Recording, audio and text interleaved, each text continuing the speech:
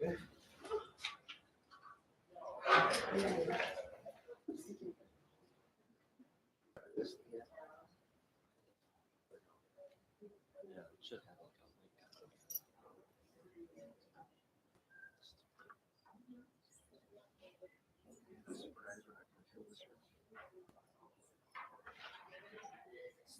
reschedule, right? We lost all our programs.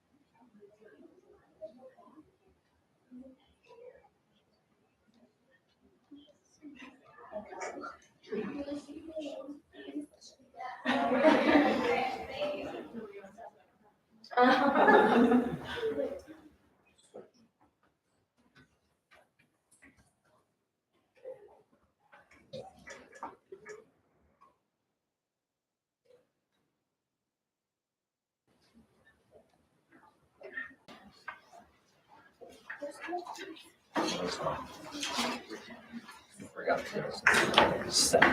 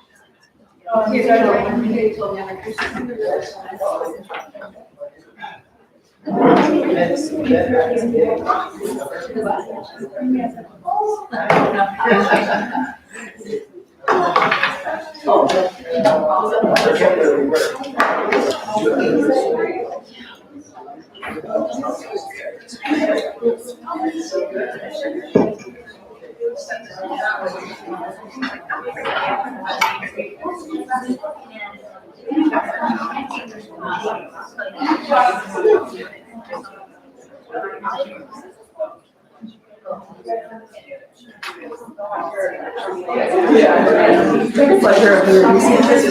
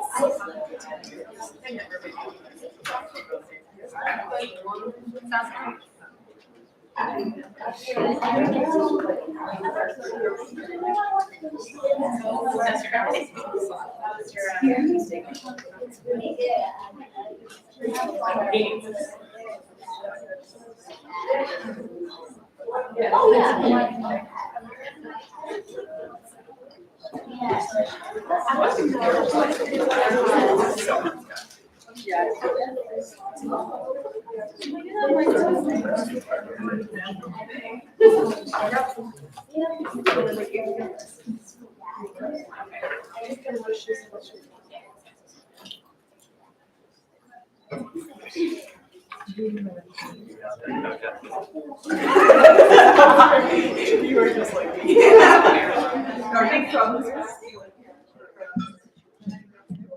If you're not, okay, so I'm the opposite. I grew up here, but.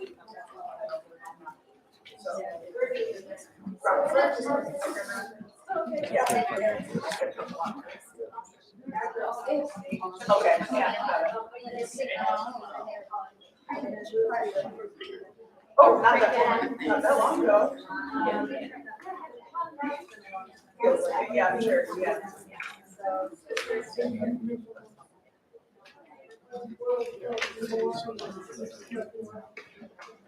And then you explained it. How did you meet Ty or the elevation?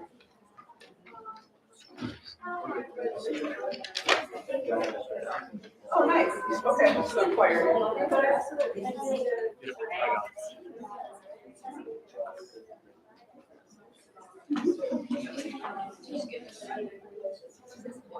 All right, we are about to Okay. start. Okay. Welcome to the third We Fight Summit on Youth Mental Health. My name is Will Unger, and I am the chair of the Good Works Lab Youth Action Team. If you are new to our summits, I just want to take a moment to tell you about what we are all about here at Good Works Lab. We are a self-organizing, citizen-led network guided by the Surgeon General's recent advisory in an attempt to better protect our Northern Michigan kids' mental health.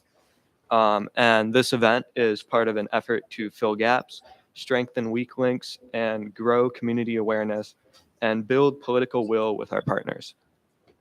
We're here to convene conversations and tell stories to foster strong relationships built on trust and respect. And we're here because we care. And we're here to fight for kids' mental health. And most importantly, the purpose of today's summit is to convene youth leaders, support youth leaders, and give them the tools that they need to better lead, I guess. Totally skipped over that slide. I would really quickly like to thank our sponsors. We have Northwestern Michigan College and United Way of Northwest Michigan. And from NMC, we have their Dean of Students, Lisa Thomas. So she is going to give us some opening remarks. Please join me in welcoming Lisa.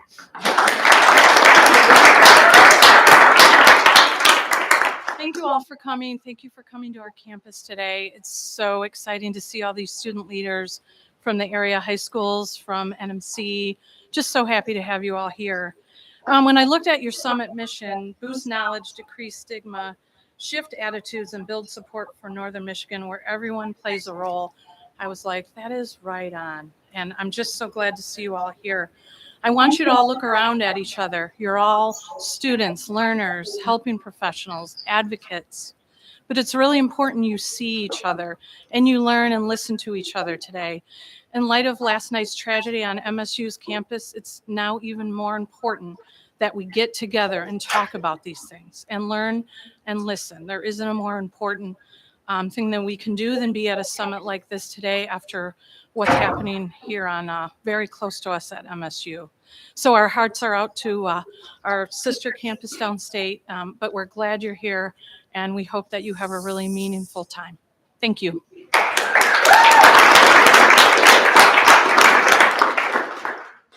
Thank you, Lisa. And thank you to NMC once again for hosting. So before we introduce the first speaker, I would like to recognize the schools that we have represented here. So can we have our students from West raise their hands? And then do we have any from Greenspire here today? And then Central High School. And then NMC. Do we have any NMC students? All right. Thank you all for being here. And oh, Glen Lake. Sorry. Our Glen Lakers.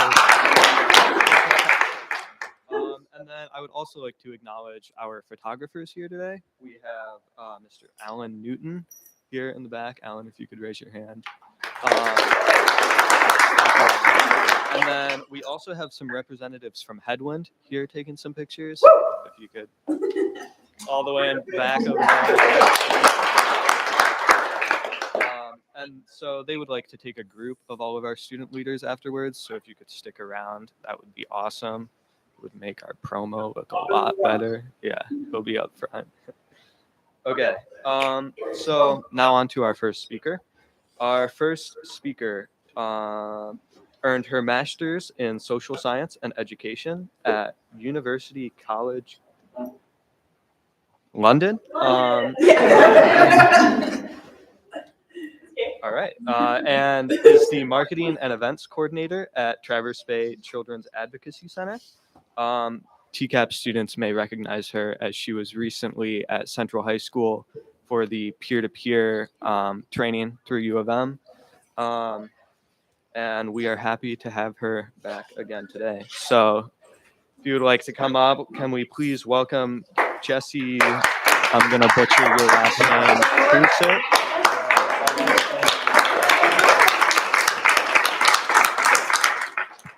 So for those of you who had the experience to listen to me last time, I still have my notes because remembering your life is complicated when you're talking in front of a group of people. So thank you for having me. My last name is French, so it's Fousset, in case anybody cared. And my master's is in social justice and education. I pursued that out of love, and I have been able to actually use it in the past few years, and that's been a huge grateful factor for my life. But I'm actually about to tell you about my life story about mental health. So if anybody feels uncomfortable while I'm telling my story, feels overwhelmed, please take a moment. Please feel free to step outside. I'm never offended. I mean, it can be hard for anybody to hear somebody else's story or even just think about being in that space, if that makes any sense. Okay, cool. I'm glad we're on the same page. So I didn't go to any of our high schools. I lived in Florida growing up, so I went to Satellite High School.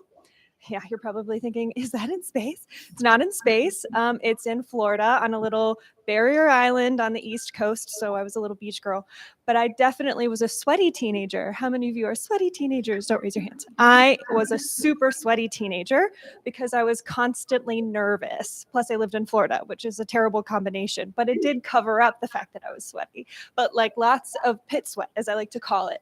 I still do it today. I may be old and wise, but I still definitely pit sweat today. And that's a really good, I know, get ready for all the jokes, but it's a really good emphasis and example of what anxiety can look like even from a really young age. So for me, I was a really good student, super organized, well put together. I had to be the best. I had to be perfect. This is a theme. And it was not, I was successful. I was very successful, but it did not make everything in my life simple or easy. For instance, the first time I got grounded when I was 18, I know you're like, who gets grounded anymore? I got grounded at 18, my senior year, because I didn't read one of my required books for school. And you're thinking to yourself, oh, you must just not wanted to, you must just not cared. Just remember, super perfectionist lady. And my mom was like, well, you have to read it. And I was like, I couldn't. I don't know how to explain that. I couldn't get there. I couldn't get to the point where I was going to read this book. And it was this huge fear that I found out later in my life as I'm thinking about this and reflecting. That moment was a really good example of the first time I really started to have more intense anxiety symptoms. But it wasn't until I was 19 that I got diagnosed with generalized anxiety disorder and panic disorder without agoraphobia. Isn't that a really nice, like, long title? I practiced it. So, does anybody know what agoraphobia is? Yes. It's when you can not really leave the house without going to a panic or having Yeah. So that's a really, he said, go into a panic, leaving house, being in crowds. So it is exactly that. So you're in a group, if you're in a group setting and there are lots of people and it's kind of chaotic and you just like can't function in that experience. And that's probably a dumbing down way to say that, but if anybody's been there, they know what I'm talking about. For people with agoraphobia, it makes moments like that really hard, and it's even amplified. So I was really lucky to not have that. That's why I'm up here today. So, but on the other side of that, I did have pretty severe panic disorder at that time.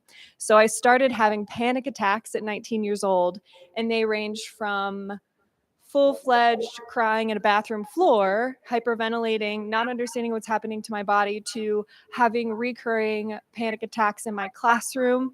I was studying psychology, which, you learn the things about yourself without even thinking about it. I was studying psychology at the University of Tampa for my undergraduate degree. And I had a class called The Fundamentals of Biopsychology or something like that. That sounded really fancy. And I went into the class and they started talking about anxiety. And I had just gotten this big diagnosis, didn't know what to do with it, was really confused. And I was every day in that class, I showed up and had a panic attack. And for miss like grades and 4.0, that was really scary. I was leaving my classroom. I was calling my friends. I was saying, I don't know how to function in this space. I'm hyperventilating. They're talking about anxiety. I don't even know what that is, but I'm having it. And I had to withdraw from a class. And that was a big step for me. I started therapy right away. I was handed a bottle of pills that I didn't know what to do with. And it felt like I was walking into a black abyss. It was very scary. But the diagnosis ended up being really helpful because for me, that allowed me to take steps. That allowed me to go talk to somebody. So I've been diagnosed for 9 years with anxiety, and I've spent the 9 years doing the work, doing the stuff. You do the therapies and you try the medications and you talk to your friends, and then you have to like create a group of friends. You have to find the things that make you feel good. You do the hobbies, and then it's just like, it's a lot of work, right? It's a lot of work to be a person in general, and everybody's experience is different. For me, it was a lot. And at 19 years old, I wasn't really prepared for any of it. And I had the really wonderful opportunity that I hope some of you get to have in your life of having a really cool friend walk through my door and say, hey, like, I'm super anxious all the time too. I was like, you are? They're like, yeah. I was like, wow, that's really cool. I did this crazy thing the other day. She was like, I do that all the time. And it helped me normalize this experience. So I grew up a little bit through this process, meaning a lot because I had to. I found that it was really affecting my family. I found that it was really affecting my friends. And so that really pushed me harder to be in therapy, to try different things. I did try a lot of different medications prescribed by physicians and talk through with psychiatrists. And if anybody knows the difference between psychologists and psychiatrists and all these other people, let me know. I'm just kidding. I do know. But it is very complicated and it's okay to be confused. And it was really hard. Medications didn't work for me. I would go to classrooms in my undergraduate degree and I couldn't take the test and I couldn't pass and I couldn't figure out how to function in this all of a sudden really crazy world. But the things that really did help me were the things that they tell you help you. Cognitive behavioral therapy, big believer in that. That really helped me to be able to function today. I don't think I've had a panic attack in a year. So compared to 3 times a week when I was first diagnosed. So there's growth that happens. It's been 9 years. So there's growth that happens. I'm also have learned a lot about myself. I'm what they call a high functioning person, which is a fancy way to say I'm really organized, but it's because I'm really scared that if I miss something, I'm going to fail. I'm really detail oriented, and it's because if I feel like I miss a detail and I'm imperfect, I've failed. And it's these kinds of mentalities. So I'm really good in any job setting you throw me in because I'm going to do it as perfect as I possibly can. And that high functioning aspect has allowed me to kind of stand in the sidelines, and people don't really always notice. And in some situations, that was really nice for me until I figured out that it was almost harder, because I would end up in a situation and I would be panicking and nobody could understand because I came off as if I had my whole world together, which we just don't. We just don't. All of us, no matter what, don't. Maybe some of you, but we can talk about it later. But my friends and my family were a big help for me. It was really hard for them. And I also tried a lot of different types of therapy. So you'll probably learn about some of them today. Somebody tell me when I'm done with time, because I'm not good at time orientation. But I did psychodynamic therapy, which really interesting. You walk in the room and they don't talk to you. And you're like, oh, that's a new chair. And they go, okay. I took the train to get here. I feel good, I guess. I mean, it's been a good week. And they're like, you don't get anything from them. And you talk and you talk and you talk. And then at one point they go, so let's talk about your childhood. And you go, oh my gosh, wait, what? It's a very interesting type of therapy. Cognitive behavioral therapy, lots of breathing. If any of you were observing me and have that hypersensitivity that I do, you probably observed me taking a lot of deep breaths before I got up here, just right here in that diaphragm. And I've had regular counseling with amazing people. So it's just been consistency is what I needed in my therapy. I tried, eye movement somebody know what EMDR stands for? If they do, let me know. But it essentially, you use light in your eye processes, and it helps you take things from the front of your brain to put them in the back of your brain so you stop freaking out about them. Don't quote me on that or put that on any posters. Don't write that in your notes. That's a terrible example. But I've been really grateful to have a network that's been supportive. And there are also really real situations in which I pulled myself away from everybody and wanted to do this all by myself. And I would say it was the hardest time for me when I was doing that. It made, even when I was symptoms were less, meaning all the things that I was affected by the anxiety were less impactful. When I decided I wanted to do it by myself, it never worked out for me. And then the most recently, I'm almost done. The most recently, I was diagnosed with obsessive compulsive personality disorder. Has anyone ever heard of this? Oh my goodness, one person. Okay, because I had never heard of this in my whole life. Have a psychology undergrad, have a social justice, which is sociology-based master's degree. No, don't know what this is. But thank goodness I started therapy when I was 19, because a lot of what I worked on was related to this. And I wrote down, because as you know, I'm really bad with definitions. I wrote down what it means. It means extensive preoccupation with perfectionism, organization, and control.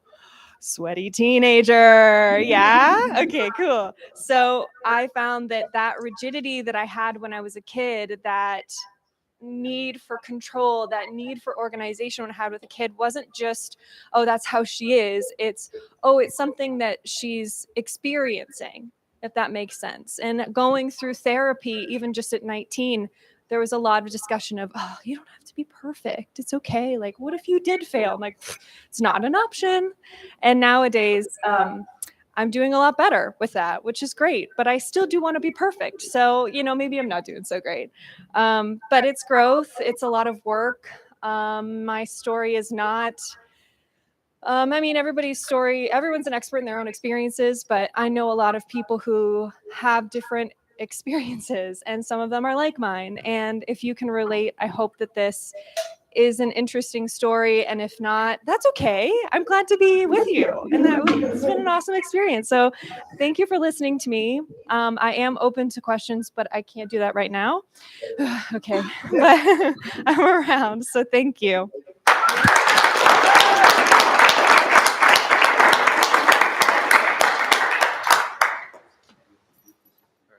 Thank you so much, Jesse. Before I hand it over to the next speaker, I would like to give a shout out to our very own Mr. Ian McGurn. See you over here with Holly Joe. He is a teacher at Central High School who's been in the We Fight movement from the beginning, and he came up with the idea of the summit, convening youth leaders and those who love them from across the region to boost knowledge, shift attitudes, and decrease stigma. So thank you for leading, Mr. McGurn. Okay, moving on. Our second counselor is a stereotypical middle-aged dad from Traverse City. He sports a beard, drives a truck, and claims he enjoys biking while never actually seen biking. You can identify him by the tattoo sleeves on his arm. Very cool. So he is a former Hawk Owl who graduated from NMC in 2001. He completed, I'm not going to say that. I'm sorry. No. He wrote his own bio, by the way. Yeah, no.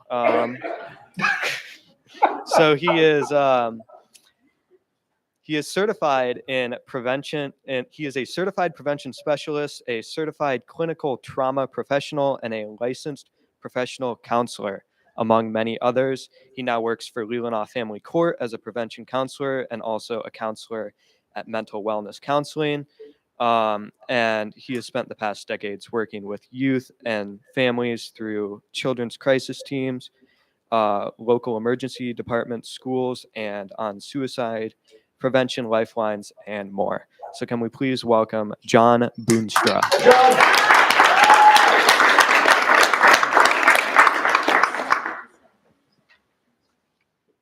I am John. Jesse, thanks. Thanks, because I'm nervous and I am a cognitive behavioral therapist. So I need some volunteers. I got two right there. You two are with me right now, okay? I'm nervous. And so what do I do as a cognitive behavioral therapist? When I'm nervous, I breathe. Okay. And so you two, my volunteers, are going to participate with me. Everybody else in here, you can participate too. Okay. We're going to do an exercise. All right. This is called box breathing. I don't know if you're familiar with that one, but this one is box breathing. Okay. What we're going to do, feet planted on the ground. If you were in my office, we would have our shoes off. I am not asking you to take your shoes off here. This is a grounding exercise. Feet planted on the ground. We are going to breathe in through our nose for 4 seconds. Hold it. Then we're going to breathe out. My volunteers, all right? Breathe out through our mouth for 4 seconds and hold it again. How many times do you think we're going to do that? 8. 4. So 4, 4, 4. All right? Just like a box. So we have a neat little slide here. As soon as it hits up top, you ready?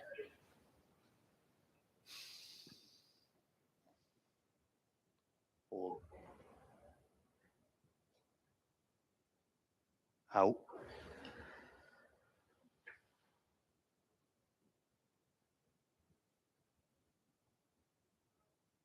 In.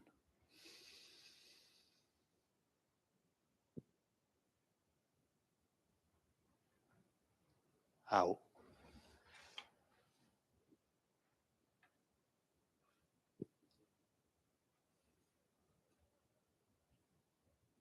In.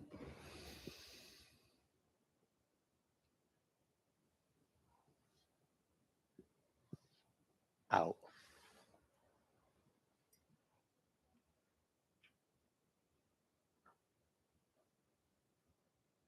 In.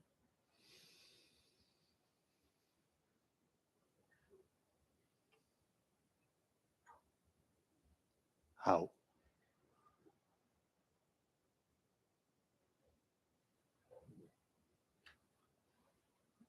Thanks for volunteering. Yes, as a cognitive behavioral therapist, I do breathing exercises.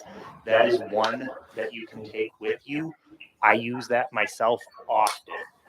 I often use that as a breathing exercise to help myself When I'm nervous here right now. I'm coming to you today to talk about resilience, all right? Some of you might ask, what is resilience? Well, I looked up definitions and I did not like any of those definitions. So I grabbed this off of the American Psychological Association's Help Center.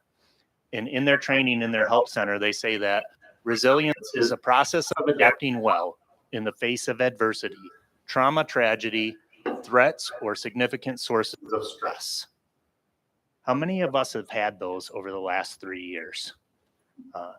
Probably a significant number, if not all of us, over these last 3 years have had some of these adversities come up for us.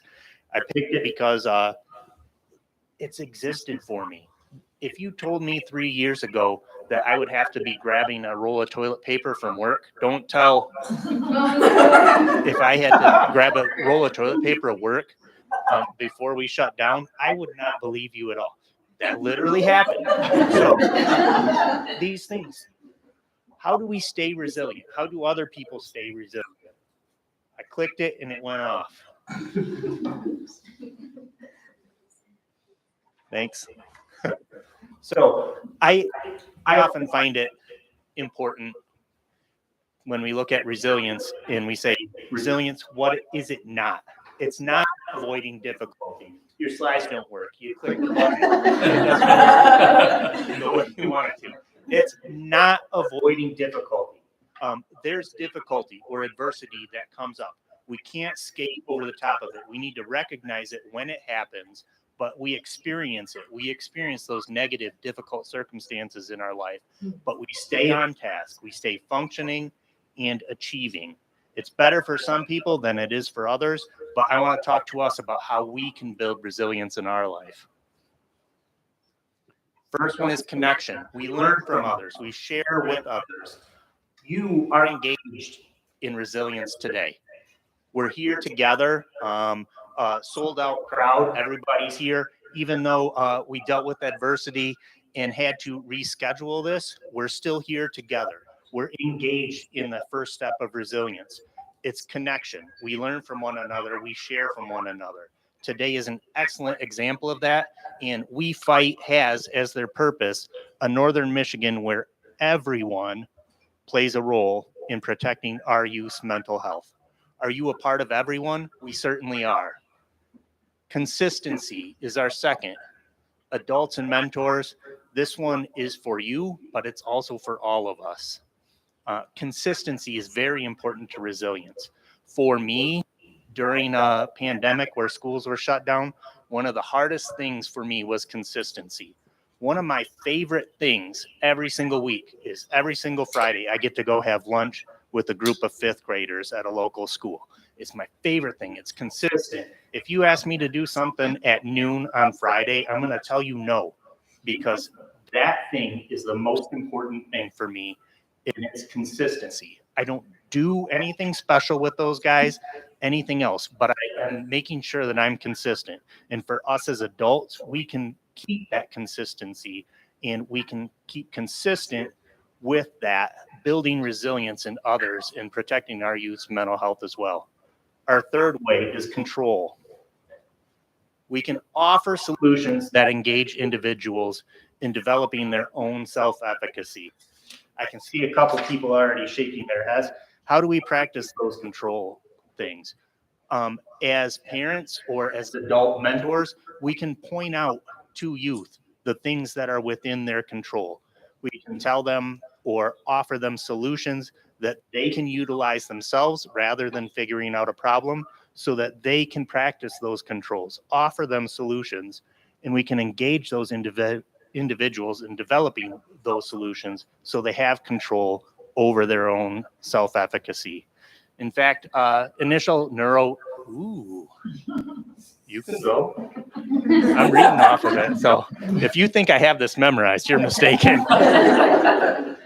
Initial neuroimaging studies suggest that physical activity, exercise, and fitness may be vital for healthy brain development, as well as mental health among adolescents worldwide. This is worldwide. This is from the National Institutes of Health. Across borders, cultures, physical activity, exercise, and fitness likely play a crucial role and helping the adolescent brain flourish. That's a control thing. We can control that.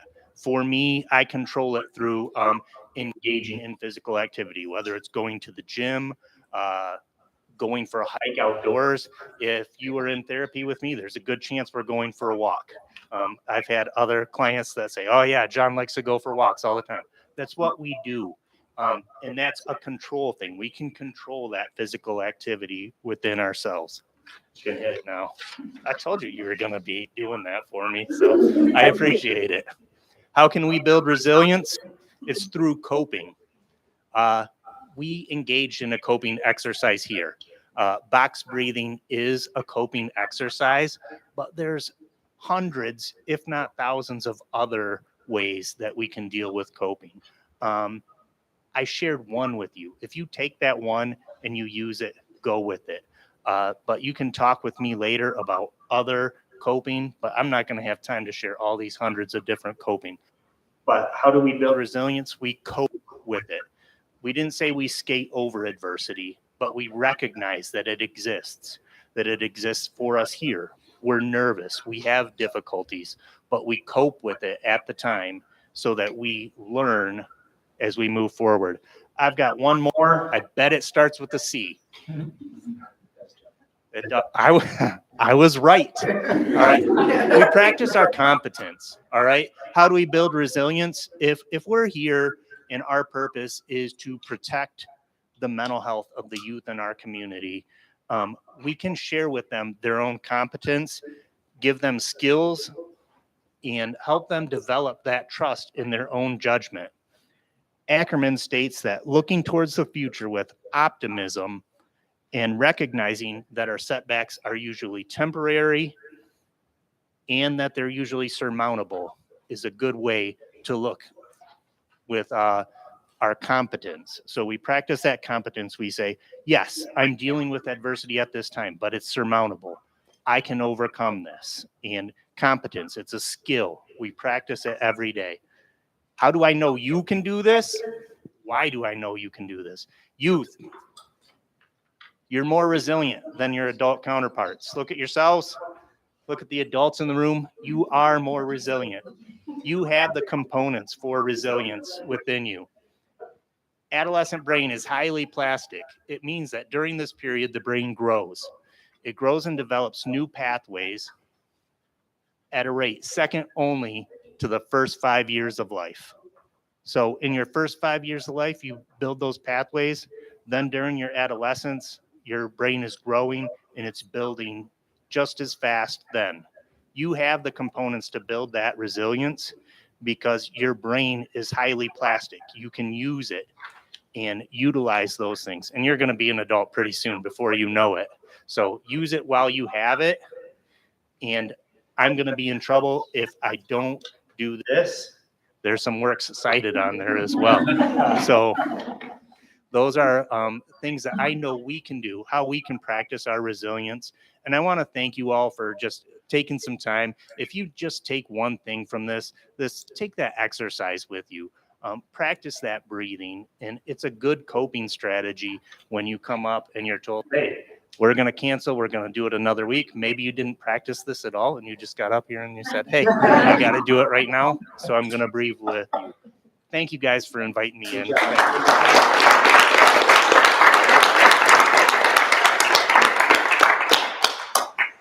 All right. Thank you, John. Before we move on to our next speaker, it's time for a shameless plug. If you are between 16 and 24 years old and are interested in joining We Fight's youth team, you can find me after, you can find Ty after, you can find Mr. McGurn after, and we can get you plugged into the loop. Would highly recommend it. I'm a little biased, but it's great. Okay, so moving on to our next speaker, we have a graduate of Kalkaska High School and Aquinas College. She is the founder of the organization Embracing Imperfections and is a professional mental health speaker. She advocates by telling her story and listening to those of others. She says that she wants to be a catalyst for change and for the stigmas attached to mental health, and that life is precious and too short as it is, and that we need to work together to find meaning in every day and elevate living to the state of grace that it deserves. So please help me welcome Shandy Longcore.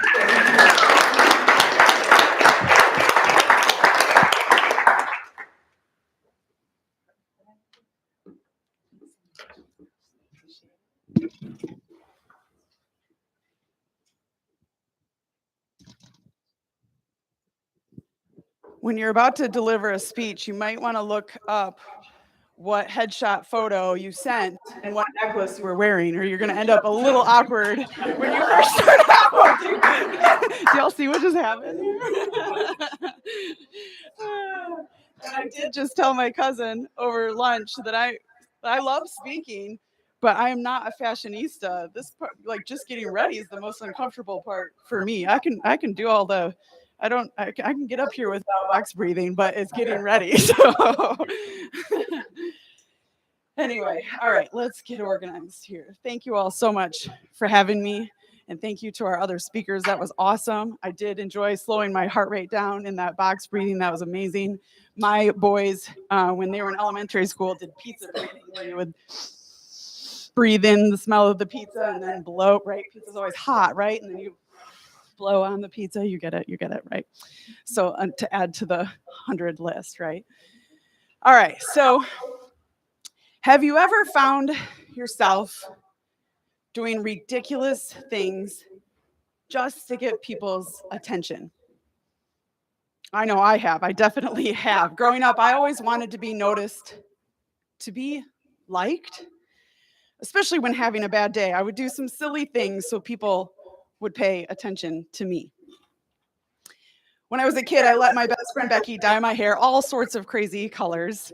I mean, all the colors in the rainbow. She ended up as a hairdresser, so I guess that worked out. When traveling, I got a tattoo on my ear. After a bad breakup, I don't know what you do, but I went skydiving. It was fun. I suggest it. And from the looks of it, these guys have done some pretty crazy, interesting things as well.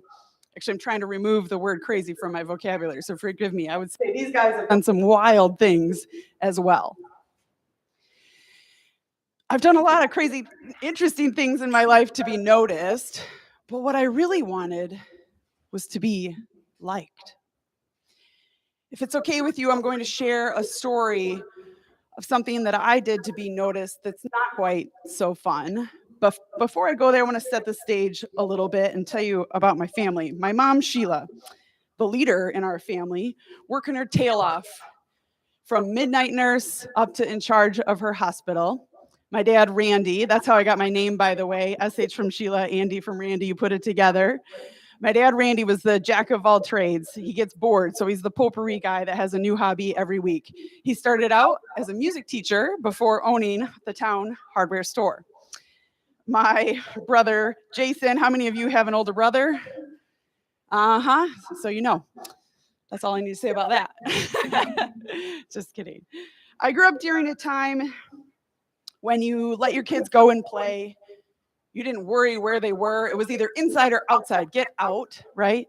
You didn't worry how long they were gone. You didn't care how long they were gone. You didn't worry who they were with. We answered to a dinner bell. It was amazing. It was pre-social media. As much as I enjoy my social media, it was pretty much pre-internet.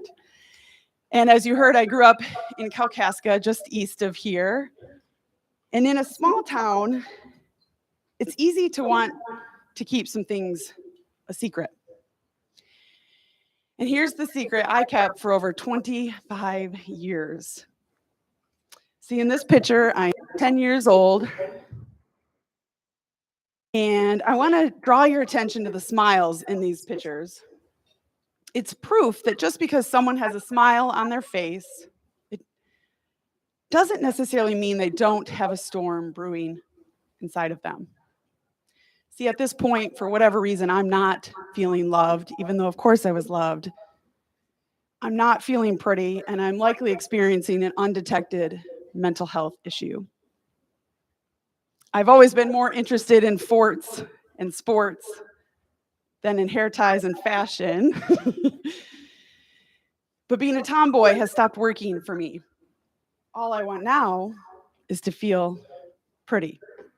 And instead of letting my best friend Becky change up my hair, I decide to do it myself. I want to make room for a wig.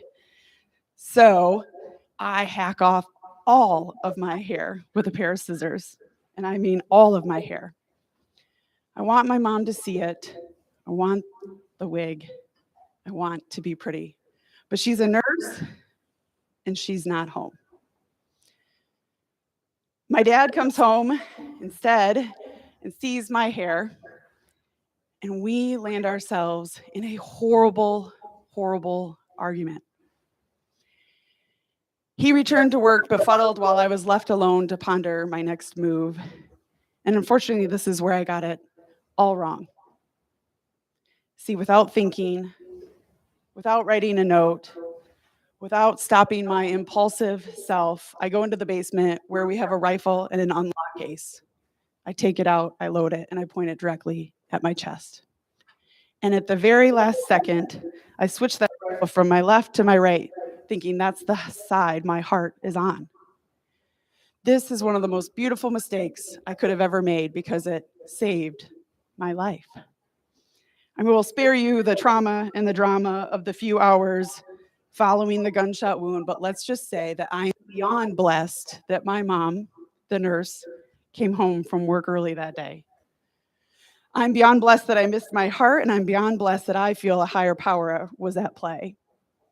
And also, I want to acknowledge right here in Northern Michigan, we have two healthcare systems, both Kalkaska Memorial Health Center and Munson, right here locally, that physically saved my life.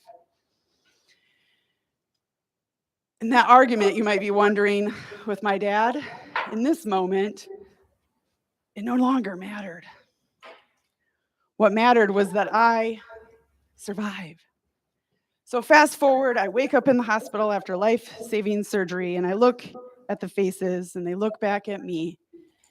And I know in this moment that I am so loved, and that having a different head of hair doesn't matter in the least. And just because you have a different head of hair, different family, different baggage, challenges, things seen and unseen, right? It doesn't matter in the least. What does matter is you. You are absolutely meant to live this life. You absolutely have purpose, even if you can't grasp those details yet. See, it was in this moment at the hospital when I woke up that I realized that I counted, even at 10 years old. I mattered. And I could have asked for help before I made my cry for help, right? The newspapers called it an accidental shooting. And because we didn't know how to talk about what really happened that day, we kept the truth a secret. Until I had a big, big moment of clarity, a calling, so to speak, to share my story and to let that secret out in hopes to ultimately prevent suicide in others and to tear down the stigma wall that surrounds mental health. See, that led me to quitting my coveted job downstate as a director of a premier fitness facility to share my story. And once I shared it, I realized I have to keep sharing it. And I've shared it with so many audiences. And I do this because I've learned that in our pain, we need a friend. See, studies show that when people share their truth or their struggle with someone else, they're less likely to harm themselves because they are not alone. And this is why I've launched the organization Embracing Imperfections, and I will speak to as many schools and companies and people as possible, and I would absolutely love to come to your school. See, friends, today, the main idea of my speaking time here is really to ask for help before you make a cry for help. And I'm also here to remind you that you especially you student leaders that are here today, which is awesome, can make a difference. You can inspire someone else, and it does matter. See, I'm not sure if you're aware, but suicide is the second leading cause of death for 10 to 34-year-olds. Get this. More teenagers and young adults die from suicide than from cancer, heart disease, AIDS, birth defects, stroke, pneumonia, influenza, chronic lung disease, and I'll probably, why not add COVID combined? Let that sink in. Wow. But here's the deal. I believe, you and me, I believe we can change that. And I believe my life was spared to get you this message. I want to give you a few insights from my life as I've lived it through a pretty unique lens, a beautiful lens, a lens of gratitude for sure. And at the end, I want to share with you one more important thing. So we're going to go through the idea of talking, Mental Health 101, and the power of one real quick. The first one is talking. And you might be thinking, you mean to tell me this lady came from downstate up north to tell me to talk? So cliche. Yeah, I did. Actually, I did. And the power, I think you just saw in our two previous speakers, the power in talking is endless. So be vulnerable with someone, right?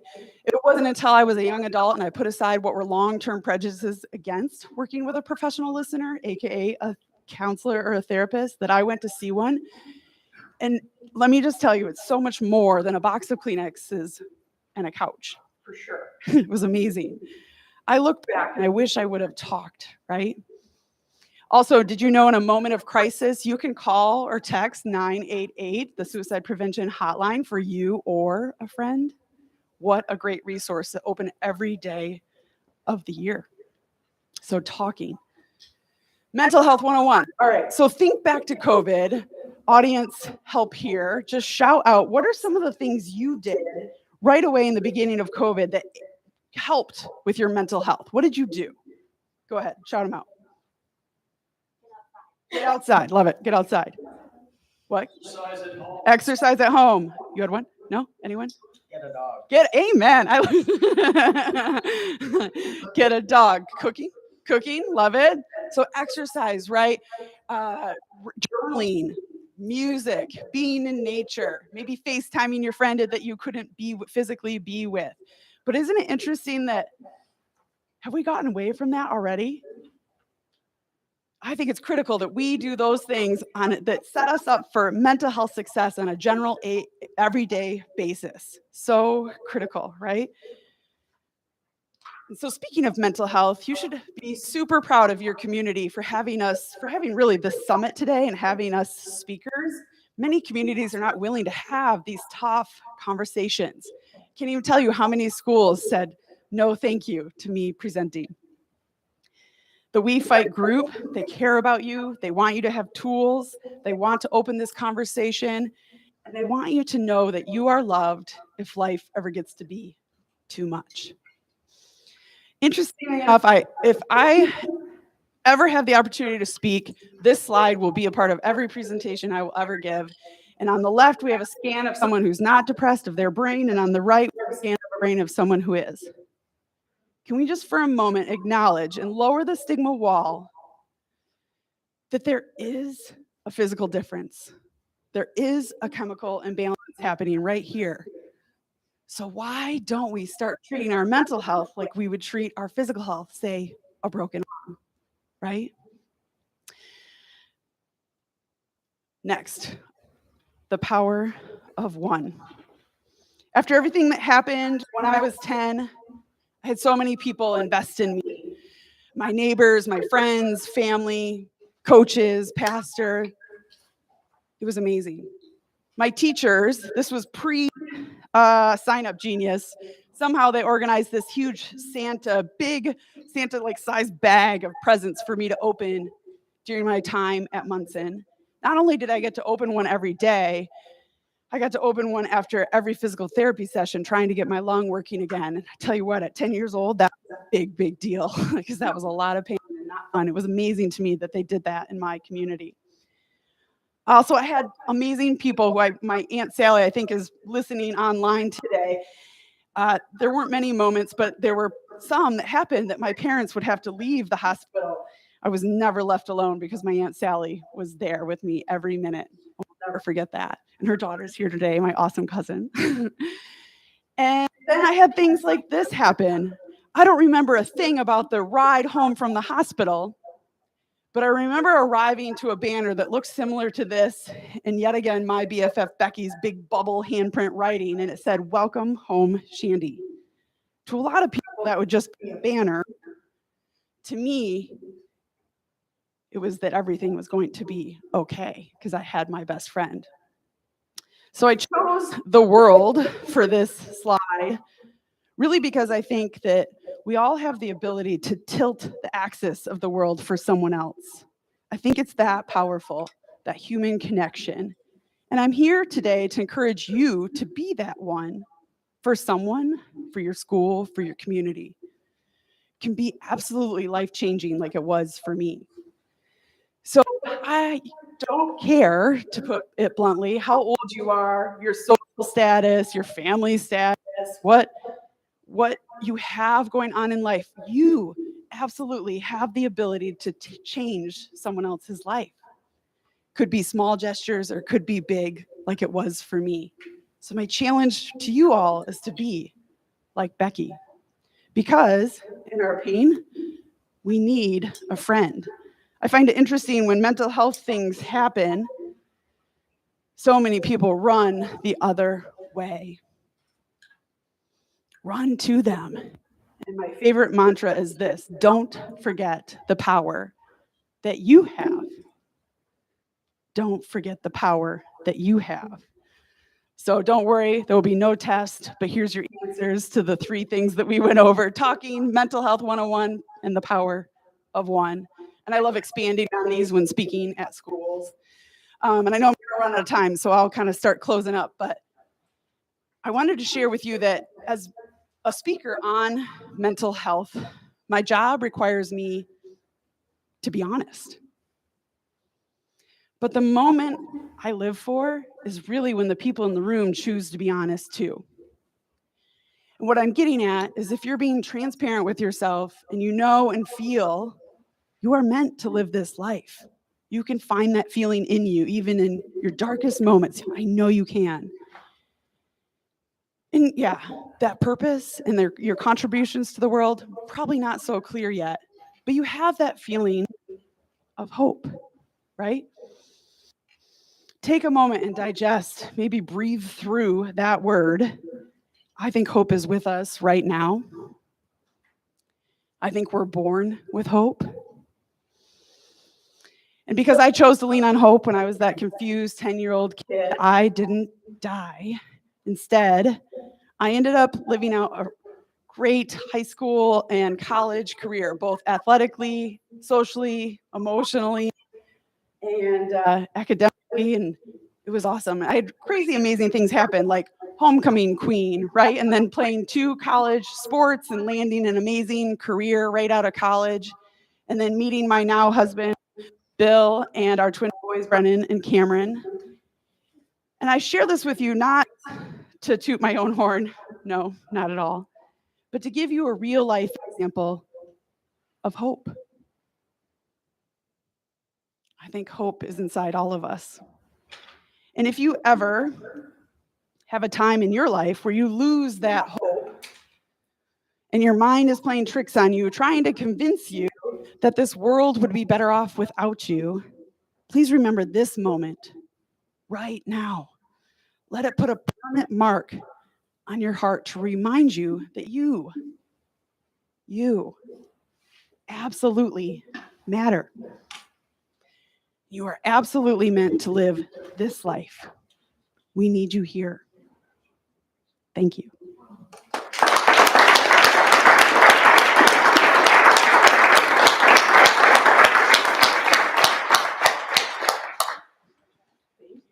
Thank you. Alrighty. I'm gonna go change my clothes. All right. Before our fourth and final speaker, I would like to recognize the team that helped organize today's summit. We have Brianna McGurn, we have Ian McGurn, we have Stephanie Slonick, we have my favorite epidemiologist, Joan Dorn, over in the back. We have Lexi Webster, Jesse Williams, Jessica Unger, and then Ty Schmidt. So can we give a round of applause for everyone who helped organize it today? All right, and for our final speaker, they are a Traverse City native who holds a bachelor degree of social work from Loyola University Chicago, a master of social work from Grand Valley State University, and he currently works for the Grand Traverse County Health Department as a mental health provider and clinical supervisor for the adolescent health and well-being programs in Grand Traverse County. That was a mouthful. He also owns and operates TC Counseling, much shorter name, where he provides individual therapy, social work supervision, marriage and relationship workshops and counseling.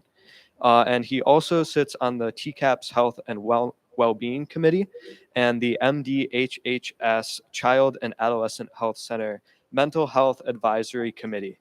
And I thought the Youth Action Team was a long name. Oh my God. Okay. He is also a part of the recent Safe Kids, Safe Schools School Violence Prevention Task Force. So can we please welcome Mr. Ty Curtis.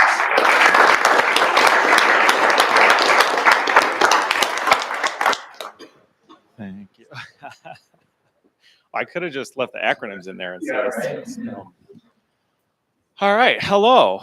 There's a lot of us here. I also am feeling nervous, right? Like therapists are just like us. Oh my gosh. Okay. We've also been sitting for a long time. So if you will indulge me, I would like to have a little bit of fun with pasta. So if everybody could stand up, make sure you've got a little bit of room around you so we're not bumping into each other. And we are going to use the power of our imaginations to transform our bodies into pasta noodles. So I don't care if it's, spaghetti, linguine, angel hair, like whatever your favorite one is. But first, I want you to make your body into a dry pasta noodle. So really straight and tall and stiff. Make sure you got all of those muscles tense from your toes to your legs, your stomach, your shoulders up to your head. And then now you're cooked spaghetti. And so you're just like wiggly and jiggly and yeah, wiggle it out, yeah.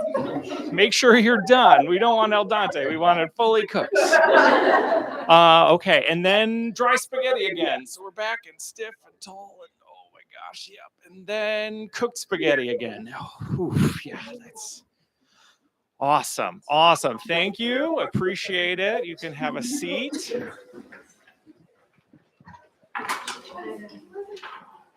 So I am here with actually a pretty positive message. I want to congratulate everybody because we all won the best lottery ever. We were fortunate enough to be born humans in the world today, which is the best time ever to be a human being in the history of the world. We are living safer, more prosperous, longer, healthier, more educated, more entertained lives than any time ever. So I wanted to close up by doing some gratitude exercises and reflections so we can all just feel more thankful for how awesome everything is. Sound good? You're probably looking like SpongeBob here and you're like, well, the other people said some different stuff that doesn't really line up with that. And that's right. Like, it's not the whole story. There is a disconnection between these global measurements and our individual everyday experiences. And we know that because of the stories that people have shared with us. And we also know that because research shows that, 7 out of 10 teenagers in the United States say that depression and anxiety are major concerns for people their age. We know that over 60% of 12th graders report they have drank alcohol at some point, which is a substance that for thousands of years has been very good at helping us avoid or escape uncomfortable feelings and situations. And we know that suicide rates, especially among teenagers and young adults, have been steadily rising over the last 15 years. And so I've got good news and bad news. The bad news is I don't have the answer for each one of us. As our speakers showed, that is a very individual journey that we all have to go on, and it's got a lot of twists and turns, and there's not one right answer for any one of us. The good news is that we all have the wisdom inside us to know what the direction we need to go in on that journey. And to kind of explain what I mean, I'm going to back up and I'm going to talk about sunflowers. So I don't actually know a lot about sunflowers, but I know a couple of things. When sunflowers are growing, they always face the sun. So in the morning, they face the east when the sun is rising, and then through the day, they follow the sun. And when it sets in the west, they turn back to the east, ready for the sunrise the next day. And then when they're fully grown, they always face the sunrise so that they catch the morning rays. So they're warm because bees and other pollinators prefer warmer flowers. And I think the coolest part about that is that nobody told the sunflowers how to do that. The young sunflower seeds didn't get a class on how to maximize their sunflower growth potential. And the adult sunflowers didn't read a book about how to attract the best pollinators. They just have this internal wisdom to know what it is that they need and to turn towards it. And so we all have that as well. And something that I find really helpful in thinking about it is a really simple drawing. It's just a line. And at any point, every moment of your life, you and I and everybody else are either above the line or below the line. And so when we are above the line, that's when we are open and we're curious and we're committed to learning and creatively solving the problems and challenges in front of us. When we're below the line, that's when we're closed off and defensive, and we're committed to being right and to winning and to surviving. And so think about these two things. If I was to ask you, by show of hands, where are you right now? Would you? So who here finds that they're above the line right now? Okay, awesome. And then how about those of us who are feeling below the line in this moment? Okay. So I have to apologize. It was kind of a trick question.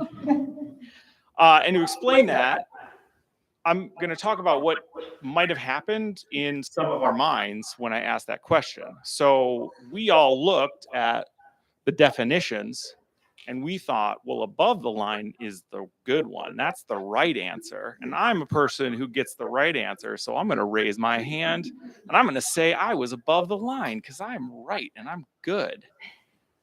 Or maybe I started feeling nervous because this guy is asking me to tell all of these people, I haven't even met half of these people, and you want me to say that I'm defensive and closed off and like that? I mean, we already established that's the wrong answer, so I'm not going to be the kind of person who's got the wrong answer.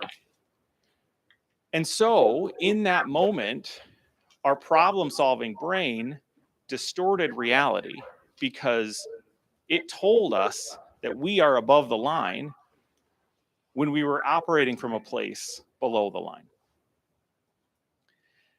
And so the reason it's a trick question is because it doesn't actually matter whether you're above or below the line. The important thing to be successful is being able to accurately know whether you're above the line or below the line. And the reason that that's more important is because when we know that we are below the line, we then have the opportunity to shift. We can move from below the line to above the line. We can move ourselves from being closed off to being open. We can move ourselves from being defensive to being curious. We can move ourselves from being committed to being right and winning to committed to being open and creative.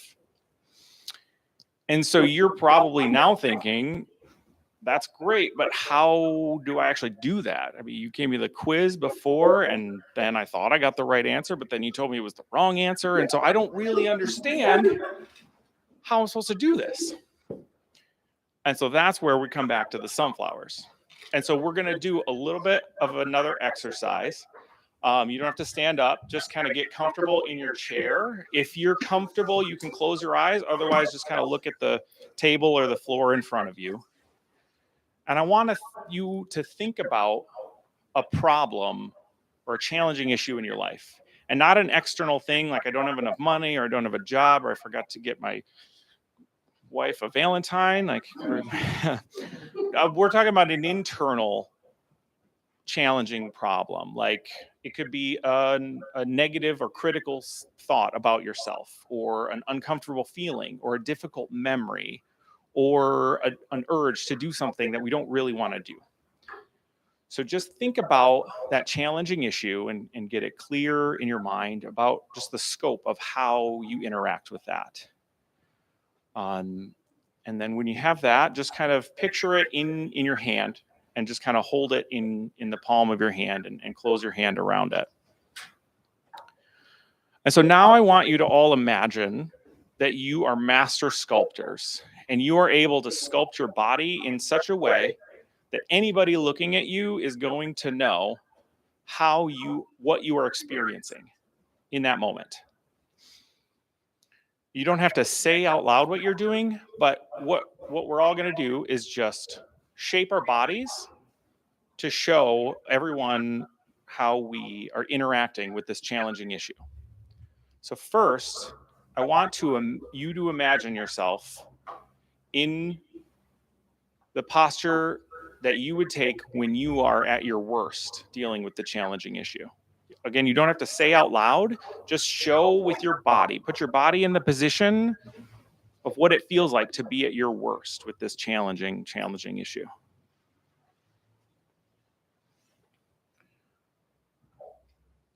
Awesome. Now, just notice what that posture is, what it feels like in your body, and take a little snapshot of that. And then come back to normal posture, maybe a little dry spaghetti, cooked spaghetti, just to get loose. Now I want you to picture yourself dealing with this challenging issue at your best. Again, you don't have to say what you're doing, just picture yourself and show with your body what it looks like when you are at your best dealing with this challenging issue.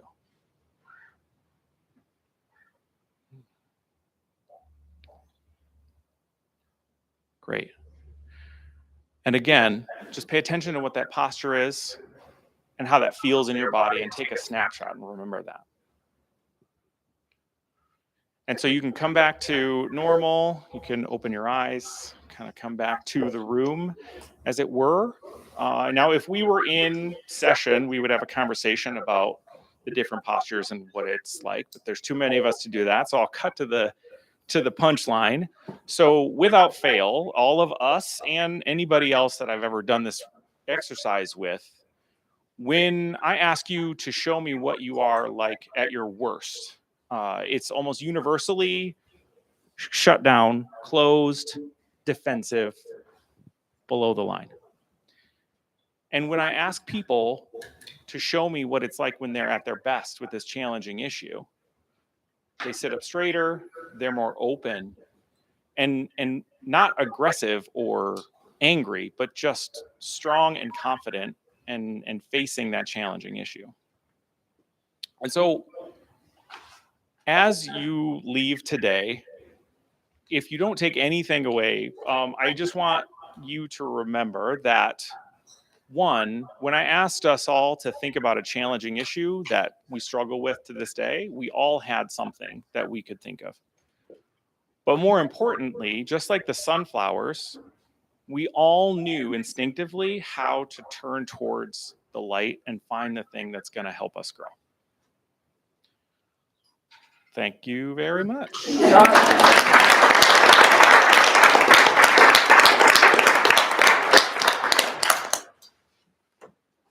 Whoa, two ties. Two ties. What a great first name. Thank you. I'm going to call up the rest of our speakers. We're going to do a quick Q&A. I can't believe we're on time. I do want to recognize Will Unger for being our MC Central High School. He's always a trooper. Will, I just want to give a shout out to that Will is part of a new peer-to-peer program at Central and at West. So we have some West students also with Peer-to-Peer Michigan. So there's some wonderful things happening in our community. We Fight is just a very self-organizing kind of rinky-dink thing of people who care, trying to make connections. There's all sorts of wonderful, positive things happening, like Steve Wade of the Community Foundation, like Lyft in Suttons Bay, and Kathleen Guy with the Safer School initiatives, and probably all sorts of other things. So I hope that before we leave today, that we'll all introduce ourselves, make connections, make friends with Lisa Thomas. I mean, NMC is doing phenomenal work here in our community too. So does anybody have any questions for our panelists? I want to give them a chance to sit. Or do you guys want to sit? We only have like 4 minutes or 5 minutes. So any questions for our speakers? I have a question for Ms. Tedeschi. I've been holding this for a long time. Yeah. You went through so many different, you said different types of finding services. Was that because you felt like you needed to know all the services that were out there, or were you trying to find one that worked best for you? What a great question. More the latter.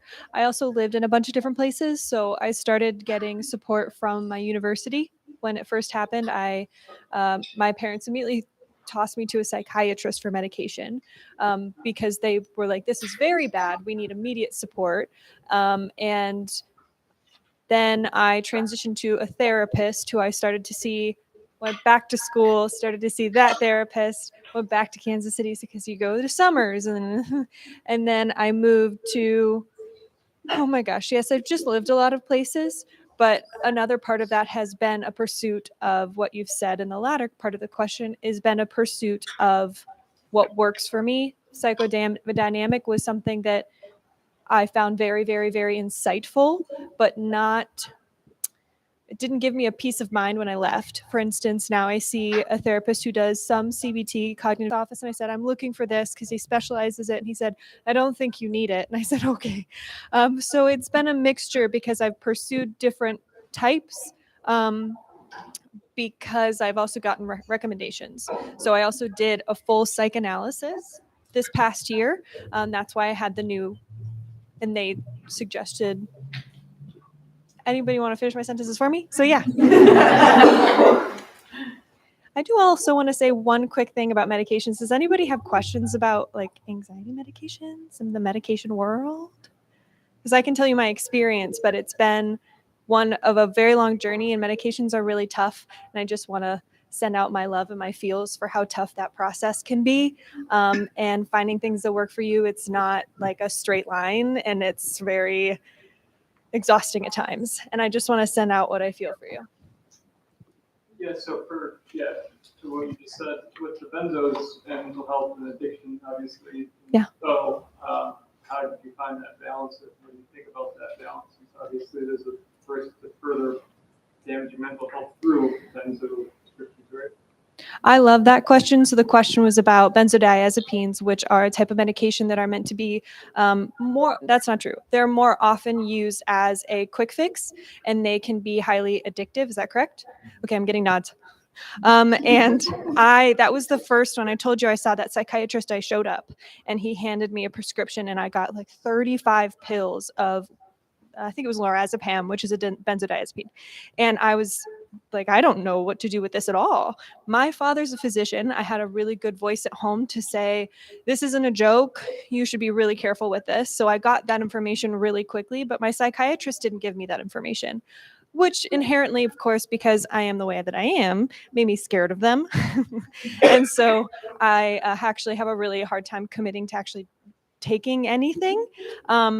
It is a really important discussion that this isn't the prescription of benzodiazepines was very interesting compared to when I was living in London. I went out to London. I said, hey, I don't have my prescription with me from the States. I used to never take it, but I just need it for every once in a while in a really low dose. And it took me 3 stops to see the physician in London before they would even give me a prescription. It took me months because they do not give out benzodiazepines unless it's super, super necessary. And when they do, they never give you enough where you could OD. So you cannot have enough at a time where you could take too many. And so the process is completely different. I'm sure there's state to state regulations, but for me, that sensitivity was a really great lesson in itself. The different healthcare systems that I've been able to participate in. It's a really important conversation to have. It's not a joke. Anytime I ever take anything that might be a short-term solution, I typically say, hey, I'm feeling super overwhelmed, can't function. I am going to take this much of this. And I text my husband. He goes, got it. Okay, not knowing what to do, but like, got it. So he knows, somebody always knows that I've taken it. So it's not, so if anything else were to happen, somebody would be aware. Now that's my strategy. That was a safe strategy that I created for myself. And maybe you have a different one, but I would recommend really talking to your physician about that before and really learning about it, all types of medications. You know, your body's really special, really important. And yeah, does that answer your question? Okay. Any other questions? John, Ty, do you want, yeah, go ahead. Yeah, Brett. So at the national and kind of regional level, we're really short on behavioral health professionals, like massive problem. And on the professional level, that's putting people at higher caseloads, higher risk of burnouts. But we also just professionally have just a broken pipeline and don't have people coming into the profession.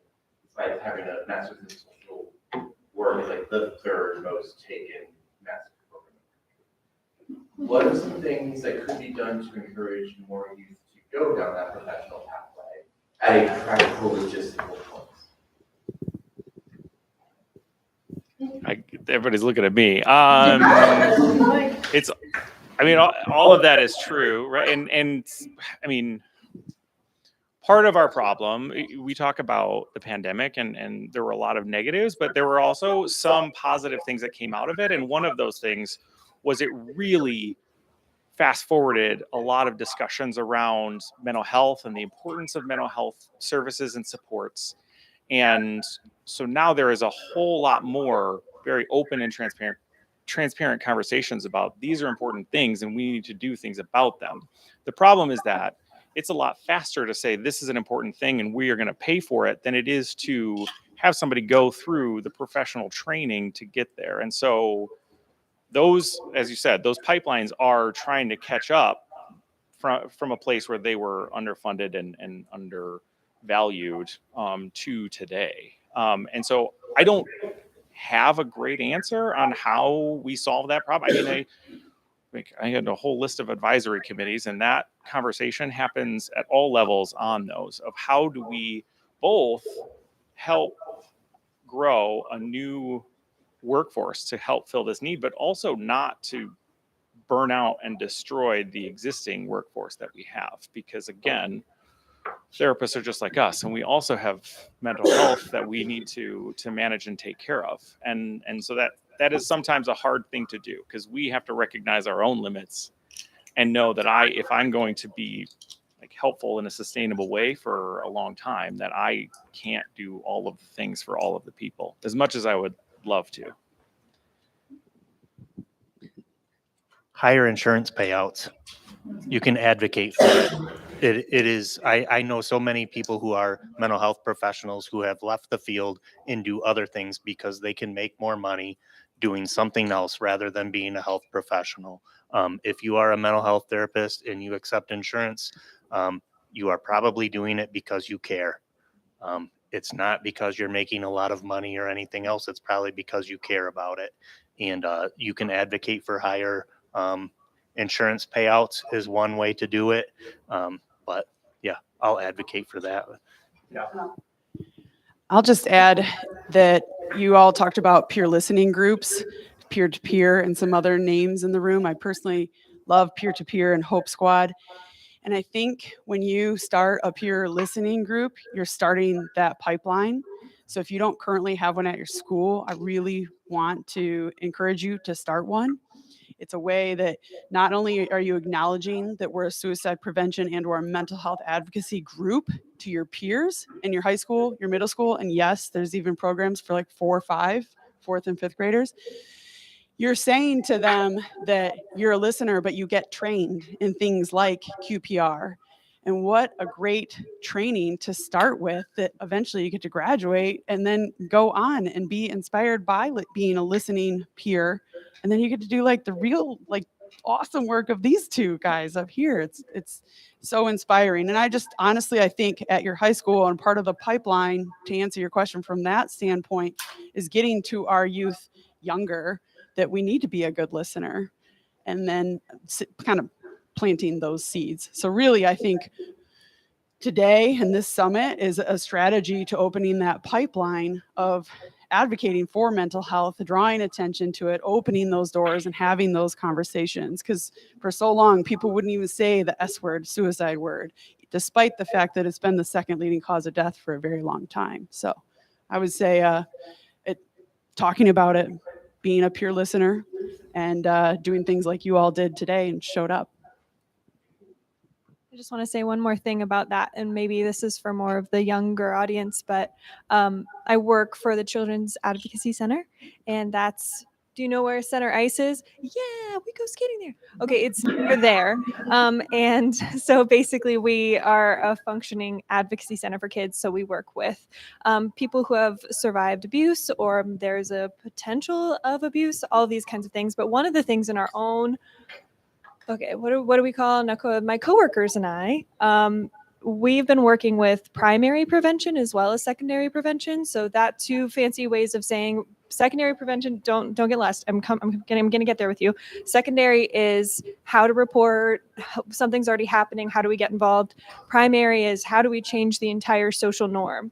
And I believe that just you being here, and this is my own personal belief, I'm not speaking for where I work. This is my personal belief that by you being here, by you being involved in these conversations, by you bringing this to the next person, normalizing it, talking about it, calling people in about all the things, and being part of this is a big part of hopefully how we social norm change, how we change how everybody thinks about mental health, how they think about mental health care, what it means to be a therapist. You're hearing from two therapists outside of an office where typically you go in and they stare at you. Just kidding. It's not always. They're really nice. They're really nice. Don't worry.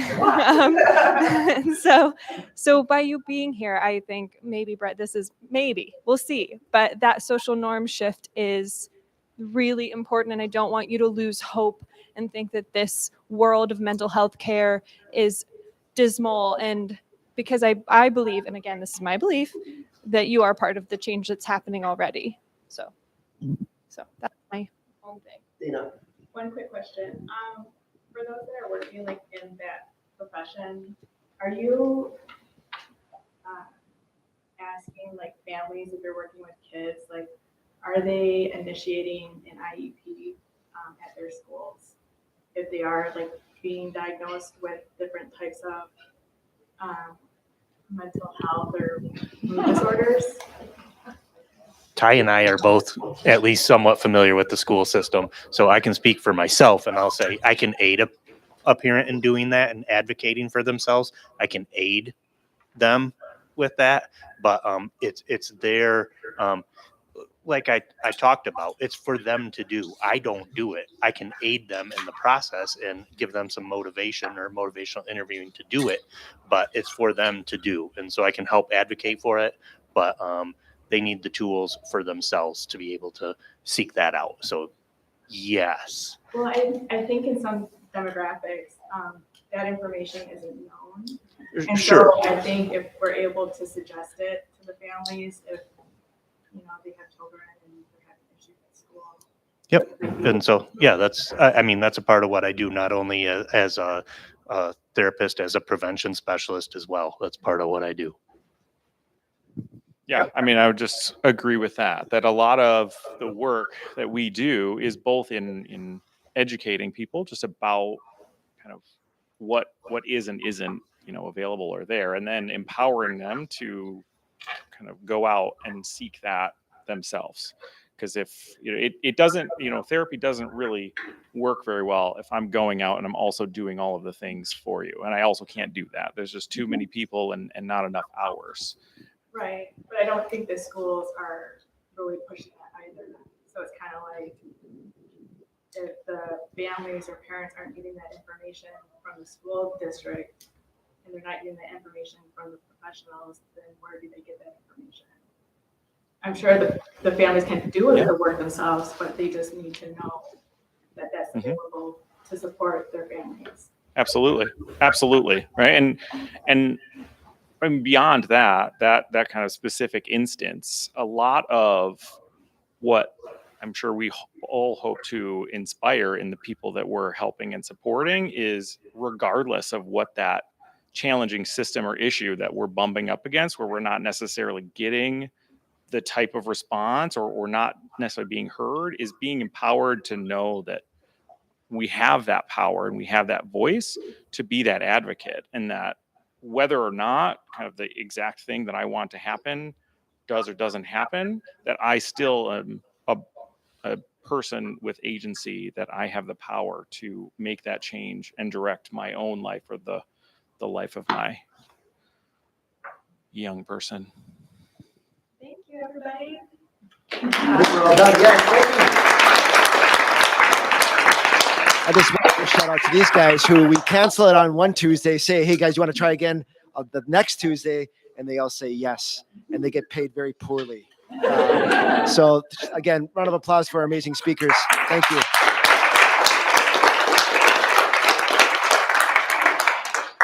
All right. So some final remarks. Save the date. Tuesday, May 9th will be our 4th Mental Health Summit. And we will be sending out all of the contact info for the speakers, as well as the presentations and resources that they discussed, to everyone who has attended today.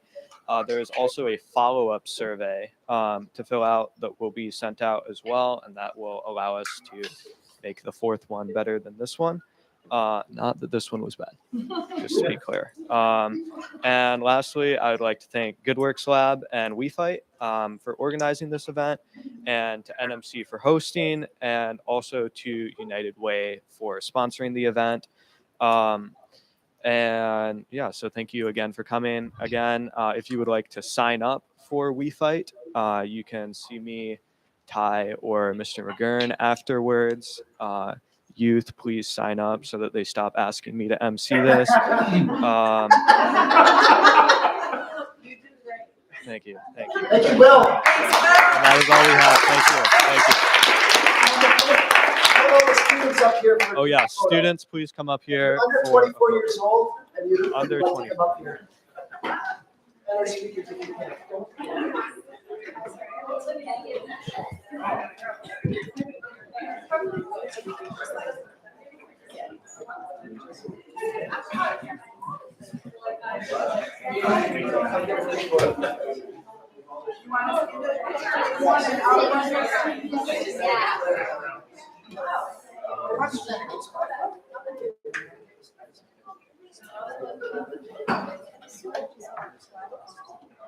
You're gonna have to get very tight.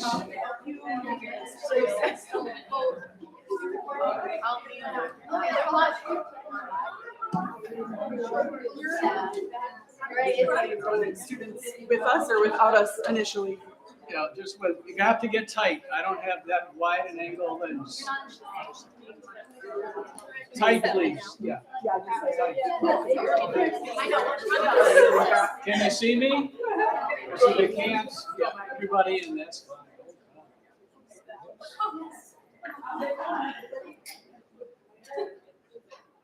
Tell me when you're ready. Ready? Thank you. Thank you for what you do. You make a difference.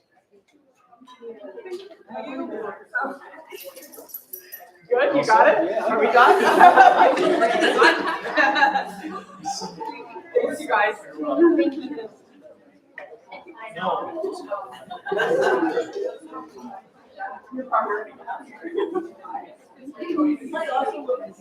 Oh, no way. It's so funny. Yeah. What brought you here?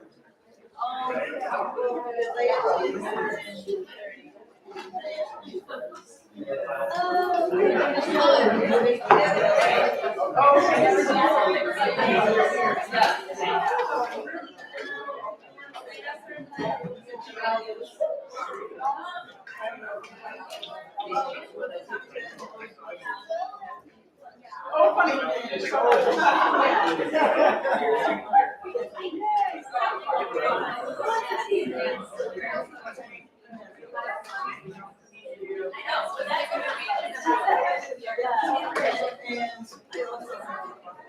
Oh, wow. Yeah.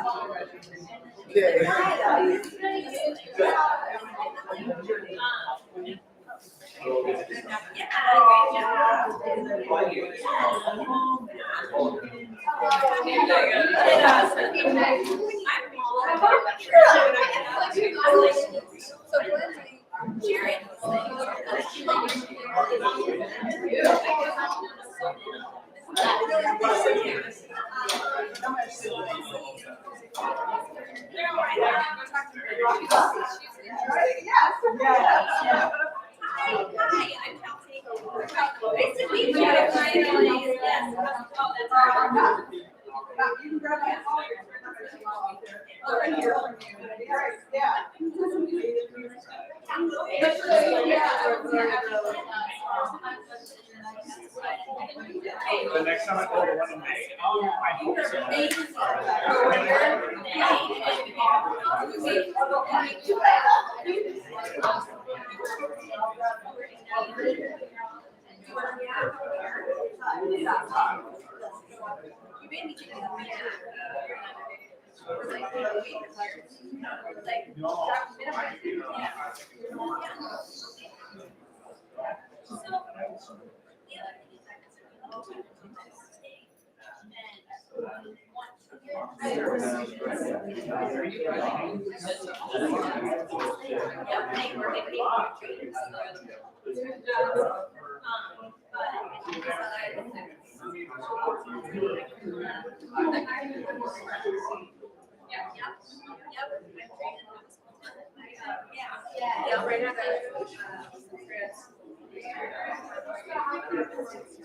Yes, so our website.